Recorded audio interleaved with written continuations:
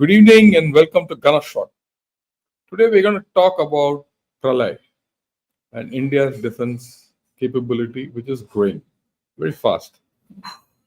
Some of you might not believe it, but that's a fact. Uh, why Pralay? What's Pralay? Pralay is a quasi-ballistic missile, which is going to be showcased tomorrow in the Republic Day parade. And that's why I thought today I'll talk about it.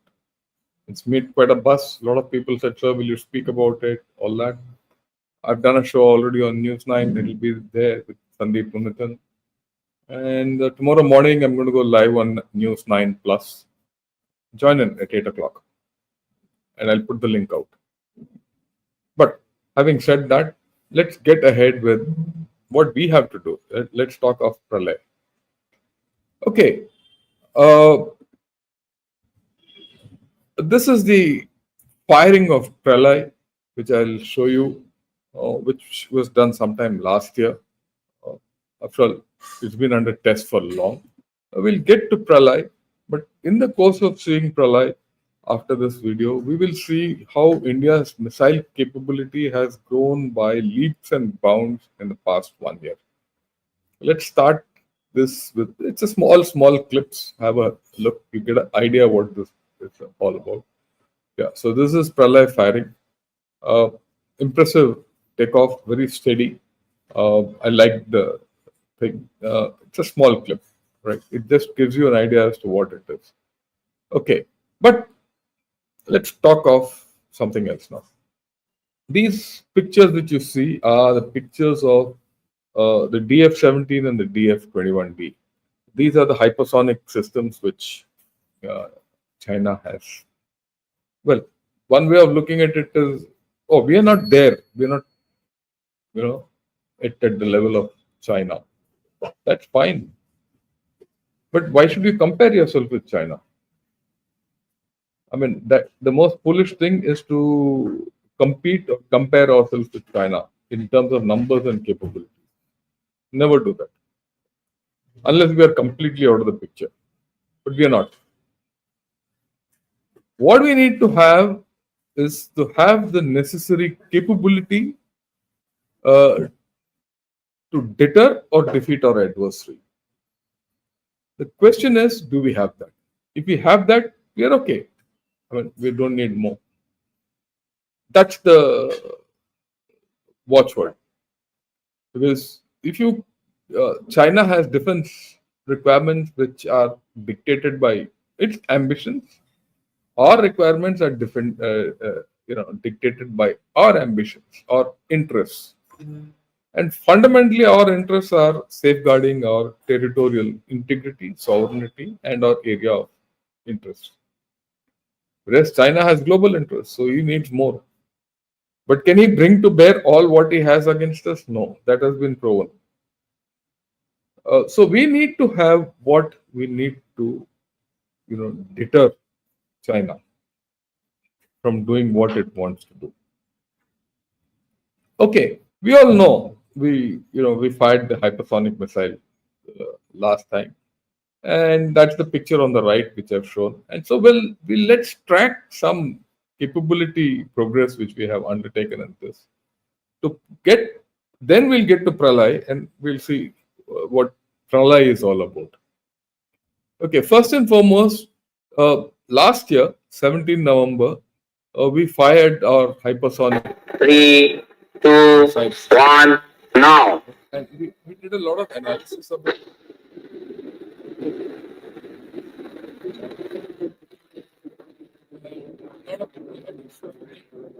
But now it's very clear that it's a stable system. Right? And let's look at the effect, which is, I think, very important.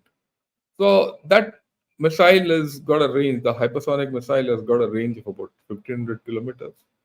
With 1500 kilometers, you get a arc like this. If you put this missile at the tip of the Indian peninsula, and if you put it somewhere on the eastern seaboard, somewhere on Chennai, Vizag, you get this kind. And if you put it, say, in the run of Kutch, you cover right up to Oman. So This missile system gives us the capability to cover the IOR completely. That's what you need.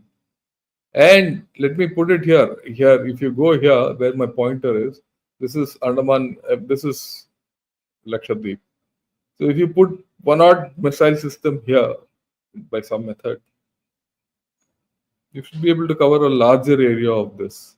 Or for that matter, that Agaliga, where we have a base, we are developing something, we could cover more. So you have, if with the basis, the reach is extended. So virtually, the hypersonic missile system gives us the capability to control the Indian Ocean region, anything. Okay, and when you compare it with the DF-17, which has got a range of say 1,500 kilometers, this is the range you get. Yeah, China from its east coast can cover, the first island chain and part of the second island chain. And because of our peninsular location, which juts deep into the Indian Ocean, you get that 1,000 kilometers extra range. The differential is killed. He's got a range of 2,500, you got a range of 1,500, but still your coverage doesn't reduce. And you can take the Chinese missile up and down the coast. The lateral coverage doesn't increase. But if you take our missile along the peninsula, the geographic multiplication is huge. That's the advantage. When you say you don't have to compare with others, you need to know what you have and what you do consistent with our requirements. Okay. And further, if you put this in Andaman Nicobar, you're going across virtually. And Andaman Nicobar, I've just put it at one place. That's also a huge chain. So if you go farther north, you cover a large distance into China. You don't have to remember, you don't have to necessarily go northeast to cover China. Andaman Nicobar is better because it has strategic coverage. Apart from Malacca Strait, from there, my guess is you should be able to hit their bases in the South China Sea also. Okay. The other significant thing is we fought the K4 missile from INS Arigat, nuclear sub. This was around the same time. It went largely unnoticed, 27th November. What's the K4 missile? Have a look at it. It's got a range of 3,500 meters. Pretty long range, right? And that gives you a tremendous capability. Let me get this layout proper so that you can have a look. Yeah, that gives you a tremendous capability, and it's a good missile. It's an intermediate range submarine launched missile. So you can that gives you the triad capability also. Okay. And then of course we have the Pinaka, which I keep showing you almost every day. Right? We can have a look at the video again. No problem in that. And it's a very, very good one.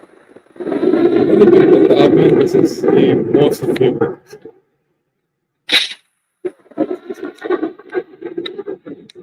Call it missile, call it rocket, guided rocket.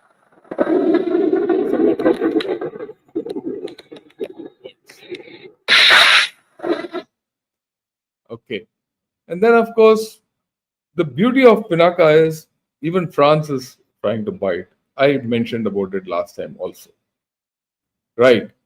Then in March, which we did analyze it in great detail. If you remember, we fired the Agni 5. What was special about the Agni 5? We fired it with the MIRV. What is MIRV? Multiple independent re-entry vehicles, which meant that each missile could take 3 to 10 warheads, miniature warheads, sub-warhead, whatever you call it. Is a tremendous capability. Very few countries have it, and we have it. China has it, of course. USA has it. Russia has it. And that's it. So, and you get a tremendous range, 5,000 kilometers, completely ballistic with re-entry. All 10 or 5 or 6, that no one will tell us, can go to independent targets after re-entry. Very important. Okay. Then we tested the nearby missile, cruise missile, with indigenous propulsion system. Okay. Now this is the test of that missile, which was carried out, uh, cruising well.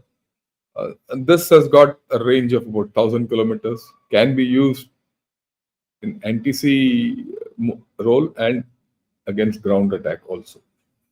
And we're looking at both. We're looking to induct nearby up there also. Right. Then you see in May, we fired this very unique thing. It's a supersonic missile assisted release of a torpedo system.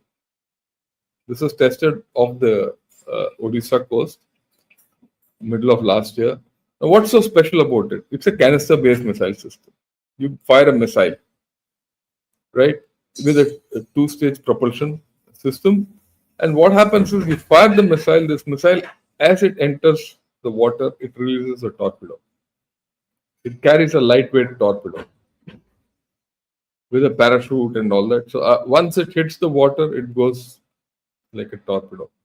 So which is a great improvement, right? It's something highly different. Okay. Then we fired the BrahMos air launch version. We tested it last year to much refinement. I mean, BrahMos, we've always had BrahMos. In fact, I remember when I was commanding the artillery division, I had a BrahMos regiment. I'm now going back into 2010, 2012. But today, we have the capability of mounting it on a Sukhoi, which gives you excellent capability. Okay, and we've tested it. There's a footage of, of course, naturally it's not the original footage, it's the file footage. And you can see it's dropped and then it takes off. So you have this capability, right? All this capability has been developed over a couple of years. So where does that leave you? It leaves you with tremendous capability in terms of being able to counter any missile threat, missile to missile threat. Okay, now we'll talk of Pralay. See, with all this, you add Pralay into the whole story. So what does Pralay do? Okay, this is Pralay. It's going to be put on the Republic Day tomorrow down Kartavya Path. Very interesting. 2 missiles on this launcher. Now let me highlight something about this launcher. This is an Ashok Leyland launcher, 12 by 12. Okay, it's a high mobility vehicle, all that fine. What's special about this is, earlier all our missile systems were based on the Tatra. So Tatra was a ZEC system. We had a lot of problems. If you remember 10, 12 years back when General V.K. Singh was the chief, there was a scandal about Tatra for 2 years. Tatra was banned and the ban was lifted. In that period of the ban, all our systems which were based on Tatra went into cold storage. We couldn't buy a single Tatra directly, and we couldn't change it. Now we got out of the trap. Now we have Ashok Leyland. It's come through a competitive process. I'm sure Tata has given a chance. Will also be able to produce it. So this is a major thing. So henceforth, all our rocket systems can have indigenous launchers. Very important.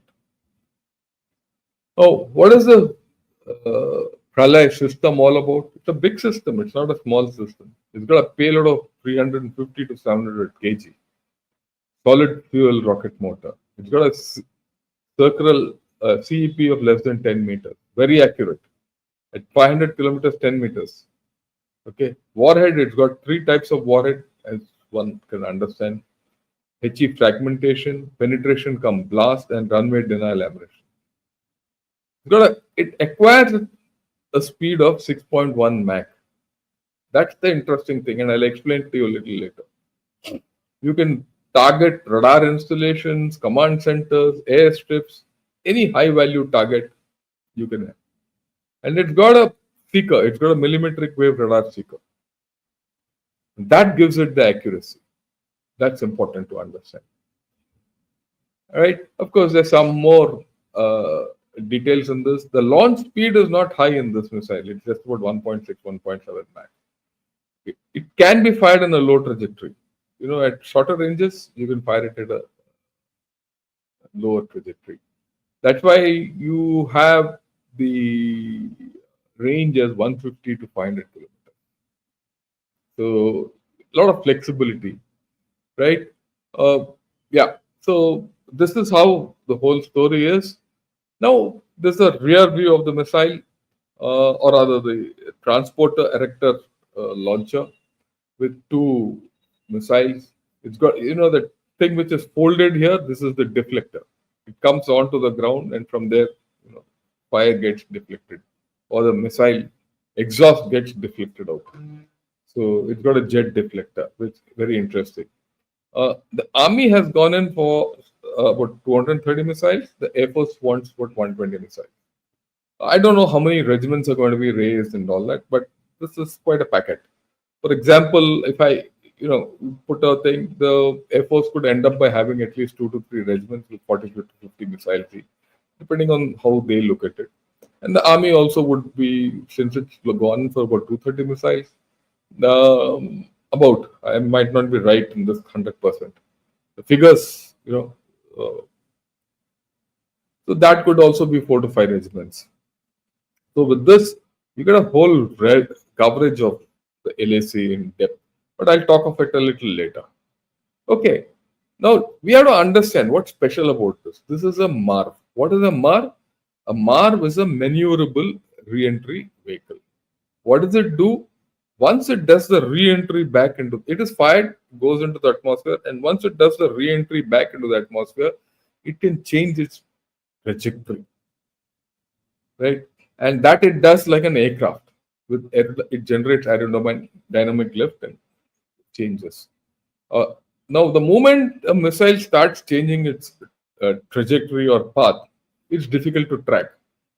You might track it, but it's difficult to intercept it because you don't know where that fellow is going.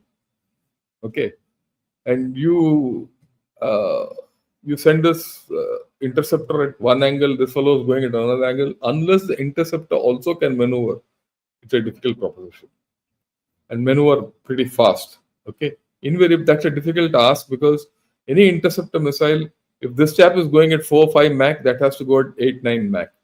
And at higher the Mach numbers, the more difficult to maneuver. Okay, and since this is a short range missile, not much deviation, not much time involved, very fast missile, difficult to track. I would say difficult to track, difficult to intercept. Okay, and trajectory becomes unpredictable, so it's very difficult to get hold of it. And it can undertake evasive maneuvers. Now that mechanism, how much is incorporated in this is something which no one will tell you, right? So that's how it is. And also, if you have the maneuvering capability towards the terminal phase, you can maneuver it onto the target, right? Whether this missile can do that or not, we'll know as we go by. At this point of time, no one will tell us. Okay, look at this picture. See, in this, the first phase is the boost phase. Okay, this is the boost phase.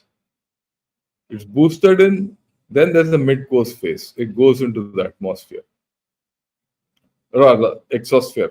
It goes out into space, and then it does a re-entry. Now, what happens is the moment it goes here, it is now traveling at this, speed of a satellite or something like that. Certain amount, it's gone into space. Earth is moving at a space, isn't it? After all, Earth is going also rotating at a fast pace. So it gains speed as it enters, plus the gravity. So once it does a re-entry, this is called the quasi-equilibrium glide phase. It can glide.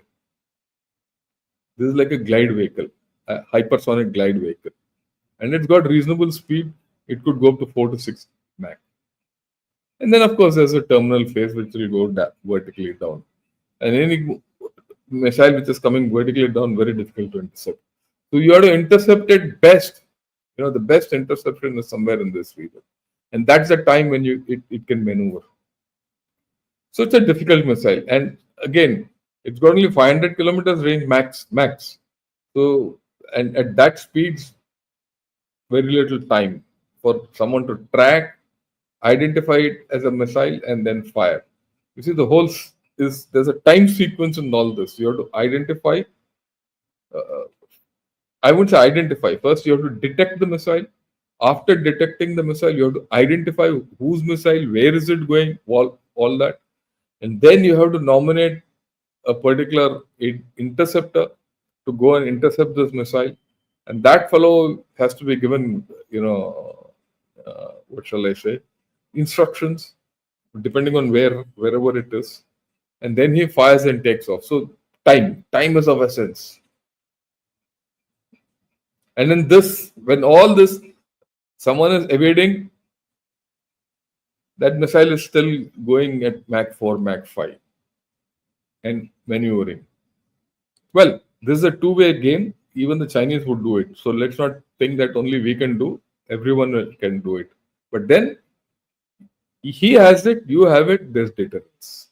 That's the story. Okay. Now let me look at certain operational aspects in Tibet. How does this help? See, I've shown here Ningchi, Lhasa, Hotan, and Kashgar. See, the main central highway, which is called the Central Highway, comes from Qinghai to Lhasa. Along this runs the Central Railway also, their QTP, Qinghai Tibet Railway. QTR, not QTP, QTR, Qinghai Tibet Railway. That's the main axis. From here, Lhasa, the western route goes up to Kashgar and then turns back to Hotan. Why I put Kashgar and Hotan is this. Hotan is their major air base. Okay? Hotan is at low altitude. Now, from Lhasa to that place, this is the main artery in which troops have to deploy along our border. Not only troops, their systems, logistics, everything has to be there. They can't get out of this. North of this, for another 400 kilometers, there are no roads. And in the east is this road from Lhasa, which goes to Ningchi and then goes to Yunnan. It hugs the LAC. When you say hugs the LAC, see the distance from Leh to Hotan is 350 kilometers. And say in this Bhutan, Arunachal and Tibet tri-junction, Lhasa is about 200 kilometers. You come down to Chimbi Valley, it will be about 250 kilometers as the crow flies. So, a missile with about 500 kilometers range will cover this entire area.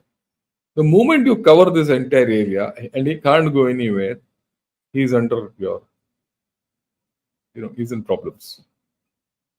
That's why I said, you can move out, your logistics can move out of his reach. His logistics can't. That's a terrain advantage we have. And his logistics are on flat ground, not ours. That's why he tucks in with tunnels and this and that. But how much can you tuck? At some point of time, you have to come out. You can't hide a air base. And he's got very limited air bases. So we'll talk of that. 5 major air bases. Ali, Shigatse, Lhasa and Ningchi. These are all within this 500 kilometer range. Chamdo is a little behind. That won't be in reach. Okay. Now, this is the old thinking, old airports. This is the infrastructure he's built, whether it's airports or heliports or early morning stations or air defense sites. All this. It's very clear here what was there pre-Eastern Ladakh, what was there pre-Doklam, or everything. We have, and this is open source information. We must be having very clear, accurate, locations by now. Now, most of these will come in the ambit of Pralay. That's the qualitative jump you get. Whereas he can't reach you. That's especially your air bases, which are down below. For him to come over the hump and attack your airbase is very difficult. Now, there's always a lot of people keep talking the rocket force for India. Okay. And for a rocket force, these 5 conditions are required. I'll go over each of them. You need rockets and missiles in adequate quantity, in variety and quantity. Then you need something called a Recce strike complex. I'll explain it. Then you need an operational philosophy to mesh in with your theater command concept, which is coming in. And then, of course, you need to understand there are organizations of reform and jointness. But the first two are the most important. Let's look at that. This is as per that missile threat. You go to missile threat website, you get this India's ballistic and cruise missile. I mean, nothing very great about it. This data is absolutely right. Yeah, there. Now, Pralay and Nirbhay fit in here. Pralay fits in between the range of Prithvi and Agni, right? And Nirbhay, which is a 1,000-kilometer subsonic cruise missile, fits in between its Agni variants. So it fills gaps. These are gap fillers to get you seamless thing. And there's of course the characteristics of Nirbhay, just to give an idea, right? You can have a look at it in your own time. That's why I put it on the enlarged mode. And then, of course, the BrahMos, which has got a range of about 500 kilometers now. So, these are the characteristics. Where am I leading to? Now, we also have the Pinaka, which has a range of about 120 kilometers. So, when you talk of firepower, you need to look at something else. You need to look at a layered approach. Guns, which in high altitude give you additional range. So K9 Vajra, which has a range of about 39-40 kilometers, gets another 10 kilometers, up to 50 kilometers. Pinaka goes to 80 kilometers. Smerch, 100 kilometers. BrahMos, 500 kilometers. Pralay, 500 kilometers. Okay. Nirbhay, 1,000 kilometers. So you have a layered approach. And it covers your entire Tibet Plateau. The advantage of Pralay and Nirbhay are it is not only giving you coverage in depth, it also gives you sideways coverage. The arc will be pretty long. So you cover a fair amount of the border. Right? And in places where you can't reach up to the LAC, and these weapon systems are at the rear, even if they're at the rear, you are able to reach with the range up to the LAC. So a lot of things. This layered thing is what we have. So in terms of the variety, you have enough. But what we have to understand is all these are not, especially Pralay and Nirbhay, these are just getting inducted. You don't have them in adequate numbers as it. It will take time. Okay. And then the second thing is the Recce strike complex, which is something which people don't understand, must understand. What is the Recce strike complex? The Recce strike complex is a concept, it's a Russian concept, but I'll explain the concept to you, but it is valid for everyone. It is basic common sense.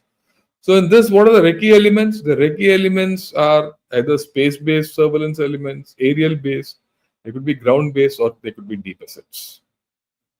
Okay? Anyone. Right. With of course due communications. All right. We'll come to communication. And then you need strike elements. Strike elements could be aircrafts, it could be UAVs, it could be missiles, rockets, guns, the works. So here I've added the business of aircraft. Aircraft could be bombers or fighters or whoever. You need delivery system. That's the watchword. And then you need C4I elements, computers, combat, command, all that. Okay. Why? What do they need? You need all these elements for? You need them for target analysis. You need them for GIS, gridding, mapping, operations, deployment, logistics. All this has to be done because Why do you need deployment and logistics? Your missiles might have to sidestep from one place to the other. If they have to sidestep, you need to have logistics to go with it. Then the whole thing is stitched together by layered communications. These layered communications could be satellite communications, could be fiber optics, it could be radio communications, of course, encrypted and what have you. Now, this has to be put in place. Do we have some of these items in place? Yes, we have. It's not as if we are starting from scratch. But are they all integrated with a thought process? That's the question. Not all. Just to give you a heads up, the battlefield surveillance system called Sanjay is being also paraded tomorrow. So this is, part of this. When you look at the C4I elements, Sanjay is part of that. It's not as if we are not thinking of it. We don't have a Reiki strike complex. It's coming side by side. And Sanjay is a thing which we started when I was in service. Now it's come to light. When I say come to light, final. Okay, what does it do? It's the automated battle surveillance system with inputs from all ground and aerial battlefield sensors. And it processes all those inputs, cross checks it, veracity, it prevents duplication, and then there's data fusion. And then a common, surveillance picture is given over the entire battlefield and disseminated.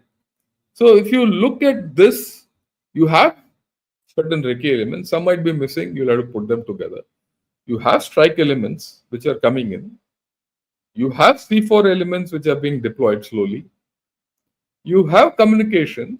Now the idea is to stitch them all together. That's the point. How? You need to have an operational philosophy. And this operational philosophy has to mesh in with the theater command concept which is now being put into place. Now, we also have to understand, people loosely talk of this rocket force for India and all that there are organizational issues of reform. This is the year of reform.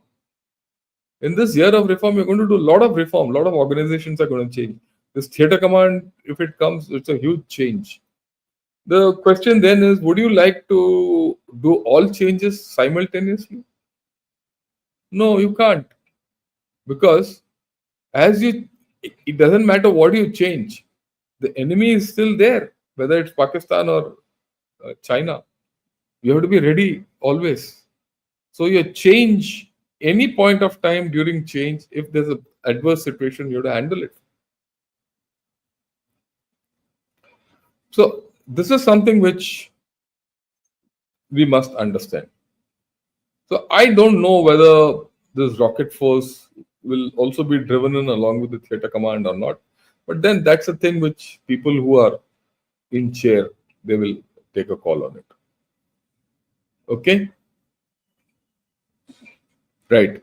So generally, this is what I had to tell you today about the Pralay Missile system, which is going to get paraded tomorrow. Once it's paraded, there'll be some trials which will be carried out. So far the trials were developmental trials. Now there'll be acceptance trials for the Army, Navy, Air Force. And maybe tomorrow even the Navy will take it. But as of now, it's Air Force and Navy. And then the induction will start.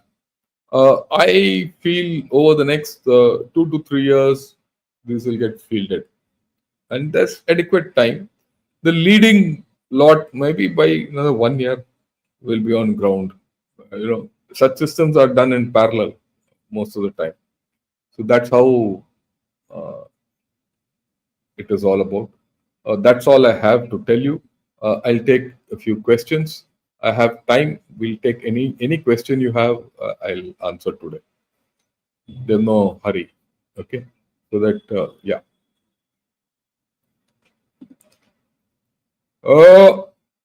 Kindly inform us about Rudram also. Thanks. I'll take it when the time comes, Tarun. There's no hurry. It's not a thing which is going to happen overnight. Okay, when Z said we are building newer pillars to sustain economy, what in your opinion did he mean? Do you think economy of Mahakumbh has any impact? Reversal of cultural revolution possible? Look, I don't know what he said. New pillars to sustain economy. He's been only talking of new productive forces. That's the thing which he's been speaking of largely. How much the new productive forces will revive China's economy is anybody's guess. Um, We'll discuss this tomorrow. Tomorrow we'll have an open house. And one of the things I'm going to talk, one of the things is the Chinese narratives. I've decided every weekend or at any time, I'll put together any narrative coming out of China. I'll put together what is the narrative and present it to you. So tomorrow I'll be presenting 3 narratives of China. The Chinese narratives is a new series I'm starting. So I feel it's going to be very difficult. Economy of Mahakumbh, well, utna hi hai. It's a one-time event, so it's not a great economy. Uh, It will help you in many things, but that's about all. A reversal of cultural revolution. Look, if the cultural revolution has to be reversed in China, something catastrophic has to happen. That's the way I look at it. It's not going to be easy. Okay? Yeah. Do countries use their bases in other countries to stockpile, stash their missile? Of course, they do. USA has a base in Japan. It has a nuclear carrier there. USA has got a base in Korea. It's got a full division out there. Okay, and it's got 4 bases in Philippines.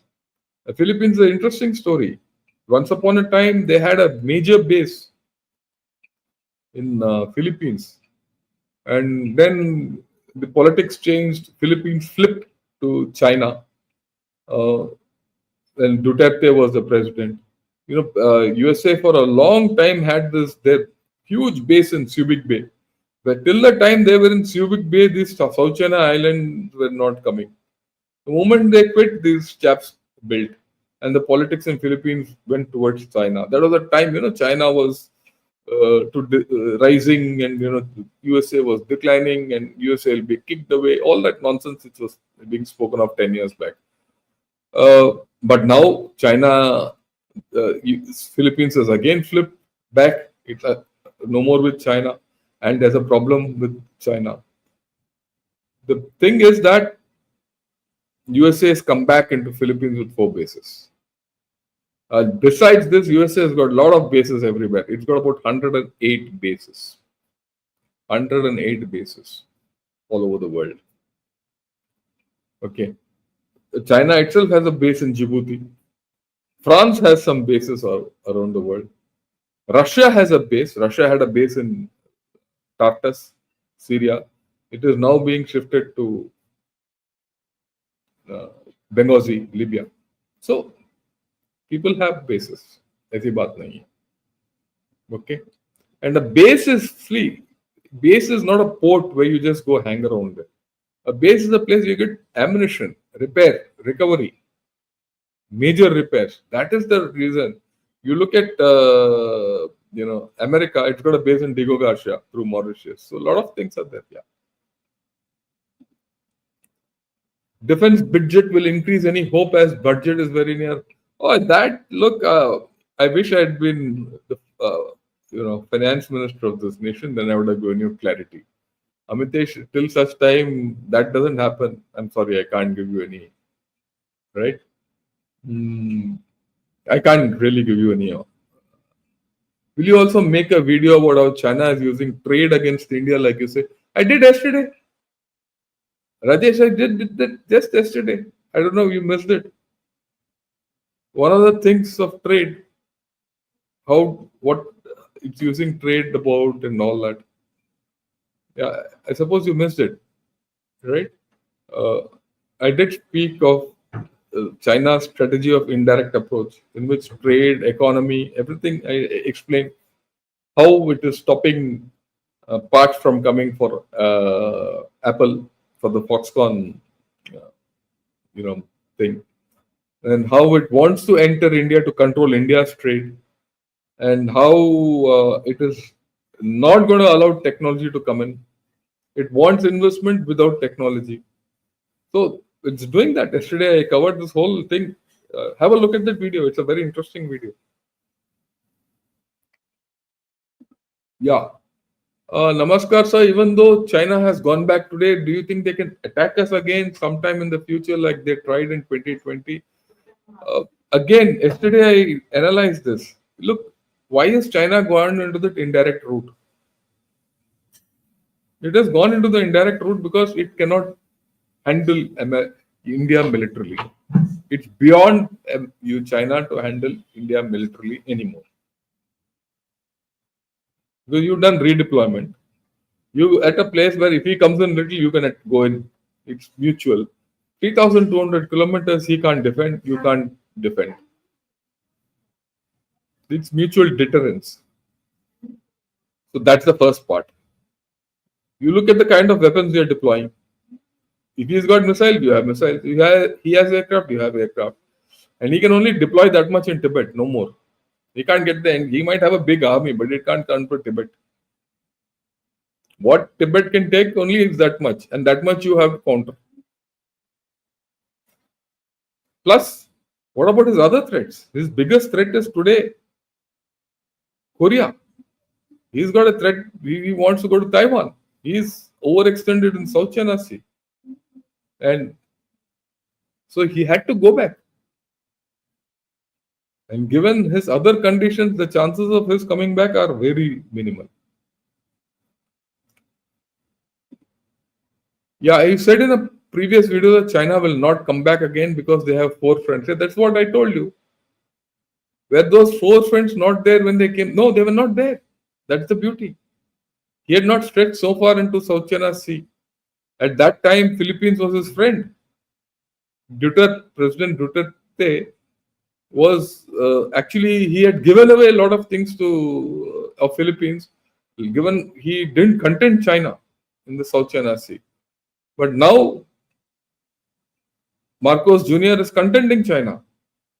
Every day at the Thomas Shoal or all those places, there is face-offs happening. At that time, nothing was happening. At that time, everyone thought they will walk across into Taiwan. Today, they are stuck. They cannot grow across. At that time, Korea was very stable. Today, Korea is not stable. Both North Korea has gone away from China. It's leaning more towards Russia. And South Korea has gone into political problems. Remember, any problem in Korea is their worst case. See, just understand, how far is Tibet border from Beijing? 4,000 kilometers. How far is South China Sea from Beijing? 3,000 kilometers. How far is Taiwan from the Chinese coast? 250 kilometers. From the Chinese coast, from Beijing, another 2,000 kilometers. Yalu River, closest point from Beijing, 250 kilometers. 250 kilometers. If tomorrow Kim Jong-un goes and Korea reunites, what happens? American forces will be sitting on Yalu with their missiles. If it happens to you, what will happen? Just think. Bangladesh is just thoda bahut kuch hua hai. Already you're worried. Look at his problem. We give too much to that fellow. Just think of his problems. Yeah. Why in army it is lower rank than major, but vice versa in general? This is something I can't understand. Yeah. Does it integrate it to the MDS? I don't understand what MDS is. We hear about stealth aircraft made with metamaterials. Why don't we hear about stealth missiles? Is it because of reusability? No. You look, stealth is, what is it? It is radar absorbent material, non-reflective materials, right? Stealth missiles are too fast. One time, it's too fast. Unless you want to increase the cost, it's not easy. Okay, the radar cross section of aircraft. Aircraft you tend to take more precautions because there's a man in the thing. and you want to keep using it. You don't mind putting more money into it, not in missiles. You should make a video about how will India react and will Rajesh, I think you should forget about it and don't waste your time. How China will react. China won't invade Taiwan in a hurry. Don't worry. We have other things to do. China wasn't really considered an enemy before Galwan. Is it possible to return to good pre-Galwan relations? You tell me, Rajesh. You're an Indian. If you are an Indian, right? You think, China has made two stupid mistakes in its history. Two with India.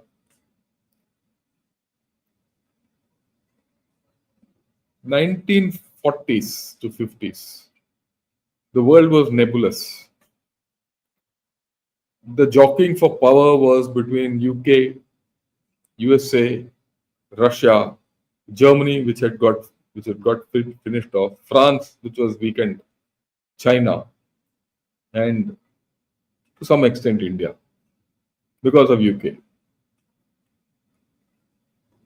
China had this opportunity to take hands with India, talk of the trade and all, finish off a deal, give or take a bit. It had a choice. It didn't. It went to war with India. It taught India a lesson. But in geostrategic terms, what happened? It made India into its permanent enemy in 62. Okay? Now, having done that, things were okay. This generation had already forgotten. A lot of people had forgotten that China was our great enemy. Till it did Doklam and Eastern Ladakh. Complete India is now again against China. These are great strategic mistakes. You have brought on your head the enmity of a full country. So there's no question of good relations. Just think a condition, if there was no enmity between India and China, how the world would look today. This Xi Jinping and Mao are the biggest fools going around.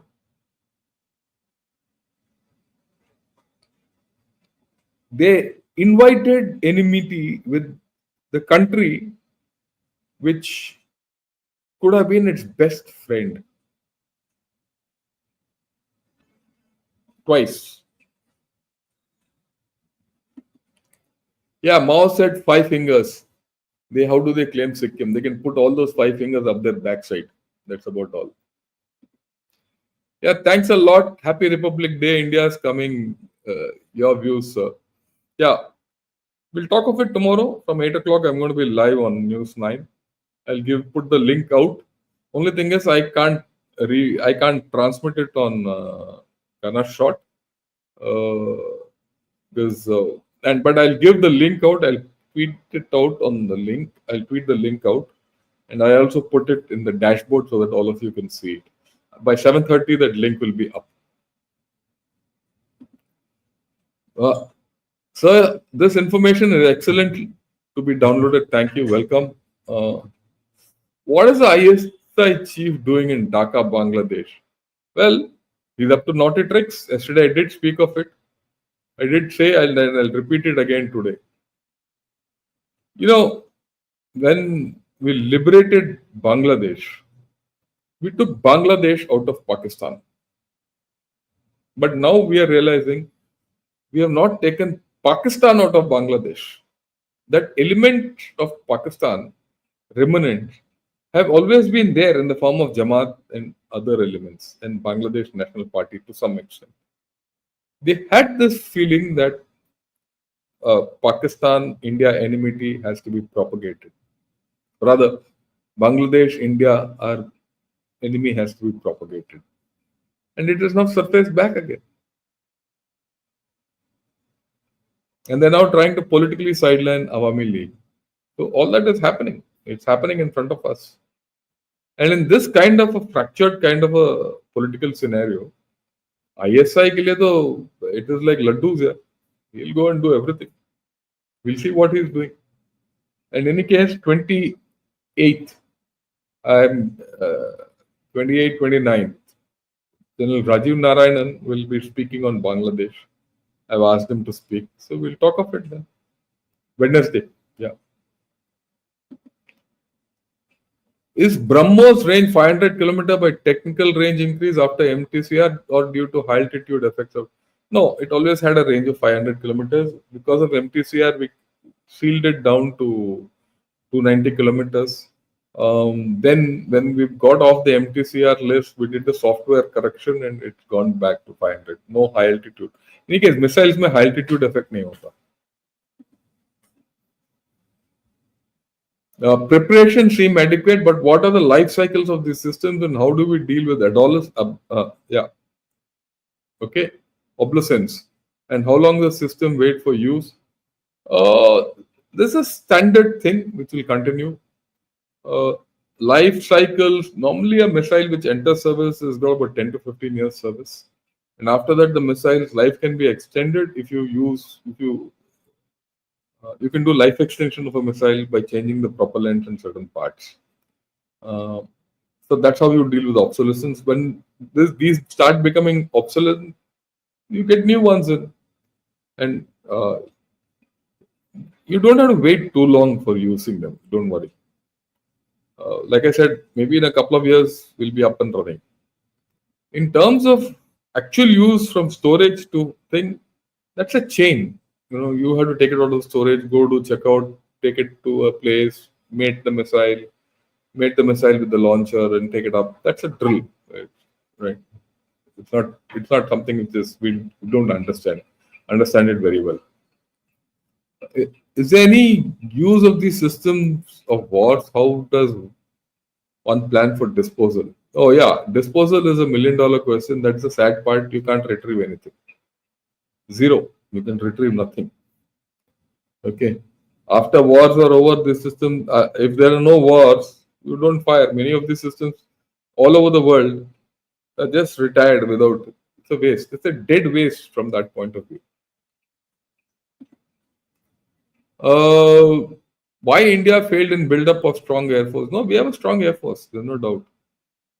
We made probably a couple of mistakes in not getting aircraft in time, fighter aircraft. But our transport fleet is good. Our aircraft fleet is good.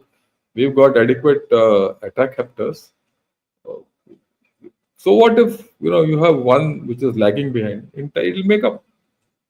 There is a concern. I go with you, but it is not that much of a concern also. Yeah, will USA save Taiwan? That's $1 million question. You must ask Trump because only he can know. IBG in strike core concept against China, but Himalayas are defensible terrain. I don't know whether that IBG will work because we are not changing into the IBG concept. See, you can't do too much change. You do theater command first, then you look at IBG. In case that IBG is shelved, no one talks of IBG anymore.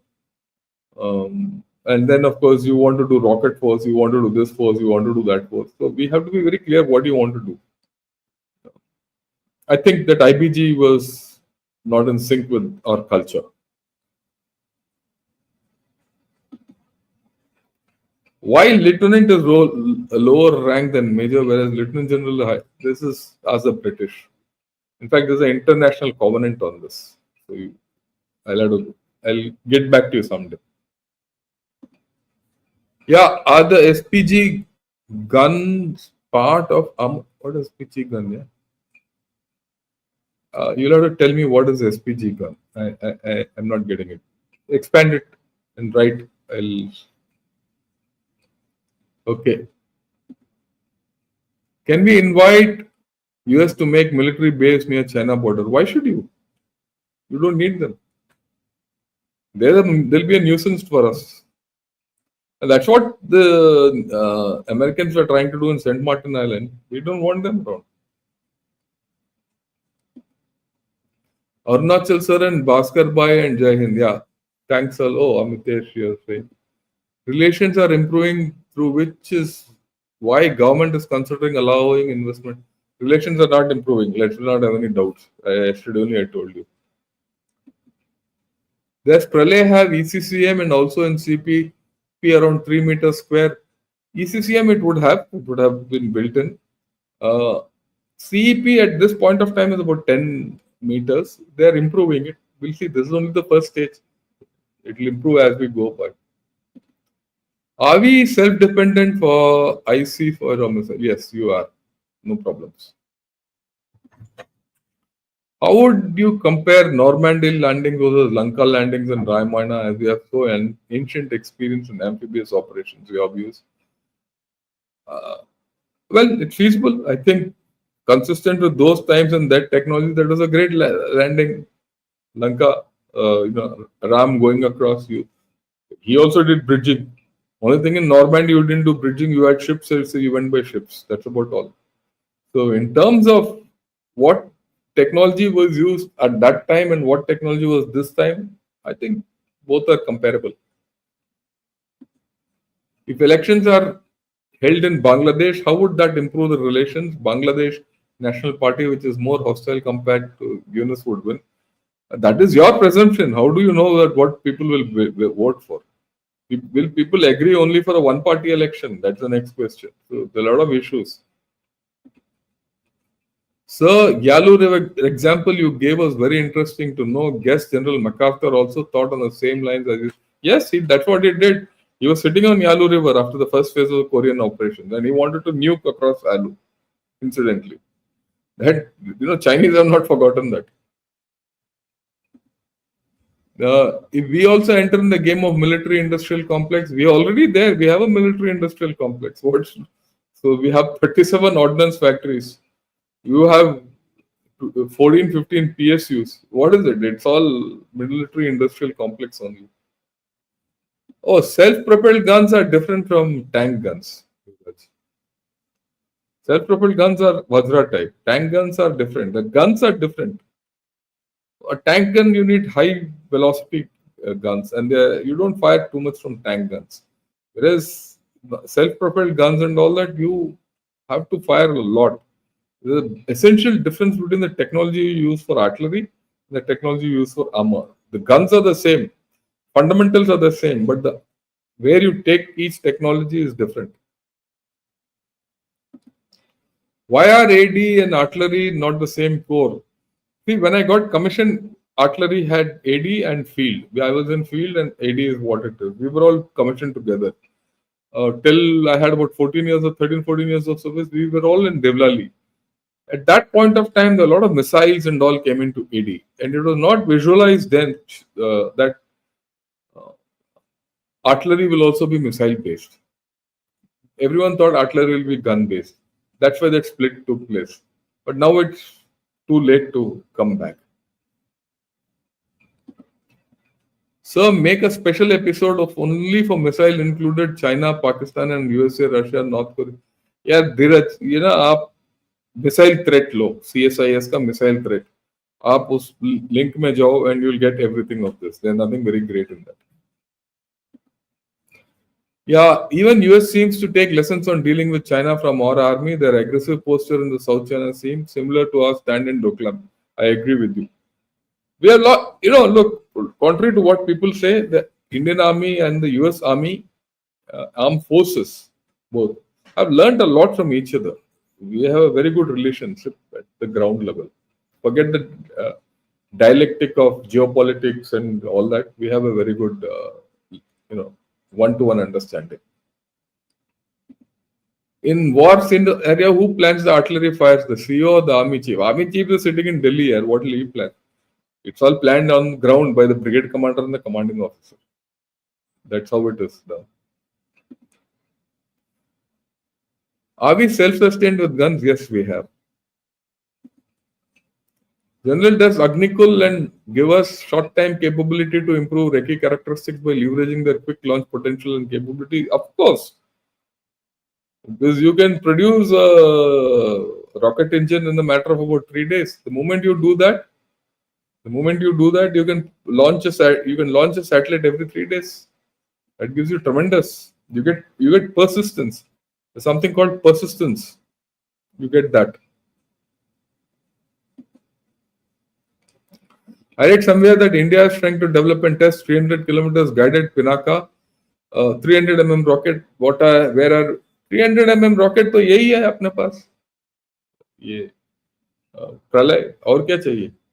What we need to do is the same 210 Pinaka rocket. You should be able to push it to 250, 300 kilometers. We are working on it. Incidentally, we are working on it. I am working on it. BrahMos deal with Indonesia and Vietnam. How will China react? Well, they'll be thinking, they'll be scratching their head. That's about all. And if it's Xi Jinping, he'll scratch something else, not the head, somewhere near your pockets.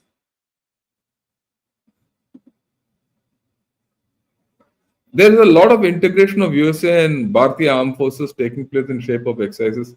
Yeah, it's there. Incidentally, there's one officer of ours who's posted in the Pacific Command, and one of their officers was posted in us. How choice of arm works and how you got artillery. I don't know. I don't know. I didn't opt for artillery. I think I opted for engineers and something. They gave me artillery. End of story. It doesn't matter, to be very honest, where you go. What matters is what you do there. Okay.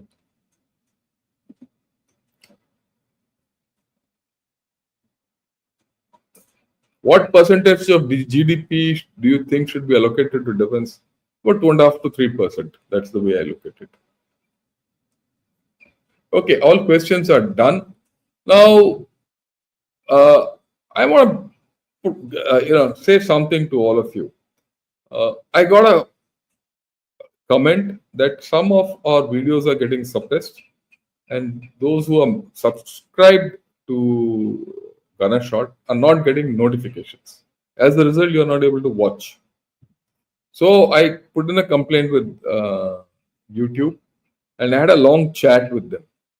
So what I request all of you is those who are subscribed, please subscribe so that you press the bell button in all those notifications so you get the notification in time so you can come and attend. Okay. If all of you comment and all of you attend, and even if you're subscribed, even if you're not interested in that video, we'll show it for 2-3 minutes, the viewership goes up and then it'll start getting shown.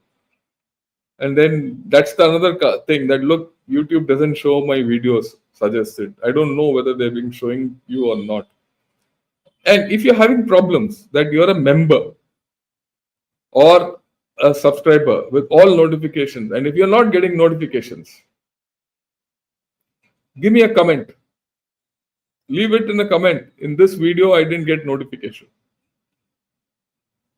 Okay? And then I'll take it up with YouTube. I'll tell them, look, you said last time everyone gets notification. Here is a chap who says he doesn't get notification. But the thing is, you should have put that bell button. So my thing for all of you is kindly, press subscribe to Gunner Shot and press that bell button so that you get notifications in time. And it goes for members also. With many videos which I am doing, I am initially putting it for members for about 12 hours and then opening it to public. So that the moment I put up a video up, members can get it immediately. If you don't have your notification on, you'll not know. Okay, that's the thing. So I would request all of you to subscribe, like, and of course, join as members also. Okay. Yeah, I have finished for the day. Thanks a lot. Tomorrow morning, 8 o'clock, I'll be on News 9. Join in. We'll comment on the, Republic Day. Till then, good evening. And once again, thanks to It's Me Thinking for this Republic Day contribution. Jai Hind to all of you and have a good evening. And I'm sure tomorrow we'll have a very good, Republic Day parade, and we'll talk about it. And join me tomorrow evening for an open house. I'm going to cover some interesting topics tomorrow, right? Including Chinese narratives, including the SpaceX, space docking, because I got tremendous feedback from China, and I have to discuss it. right? Will and answer those pools and things like that, right? With this, thank you, good evening, and Jai Hind once again.